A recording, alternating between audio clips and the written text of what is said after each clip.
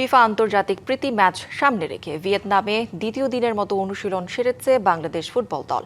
National youth training সেন্টারে নিজেদের ঝালিয়ে নিয়েছে জামাল ভুঁইয়ার দল। ভিয়েতনামের আবহাওয়ার সঙ্গে অনেকটাই মানিয়ে নিয়েছেন ফুটবলাররা। এদিন প্রতিপক্ষের কৌশল মোকাবেলা নিয়ে বিশেষভাবে কাজ করেছেন হেড কোচ হাভিয়ার কাব্রেরা। অনুশীলনে গুরুত্ব পেয়েছে ট্যাকটিক্যাল ও টেকনিক্যাল বিষয়গুলো। মঙ্গলবার দলের সঙ্গে যোগ দেওয়ার কথা রয়েছে হামজা চৌধুরীর।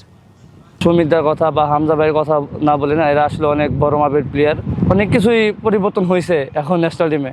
তো এখন এখানে সবকিছু মিলে নিজেকে মানিয়ে নেওয়ার চেষ্টা করছি আর কি। ডিফেন্ডিং প্লাস অ্যাটাকিং বোল হয়েছে, প্লাস কিছু টেকনিক্যাল কনসেপ্ট ছিল অপোনেন্টকে নিয়ে, এবং আমাদের মূলত নিজেদের যে জায়গাগুলো ডিফেন্ডিংয়ের কিছু কাজ ছিল। নগদ নিয়ে এলো হার না মানা হার অফার। সর্বনিম্ন 10,000 টাকা রেমিটেন্স নগদে পাঠালে থাকছে স্বর্ণের হার জেতার সুযোগ।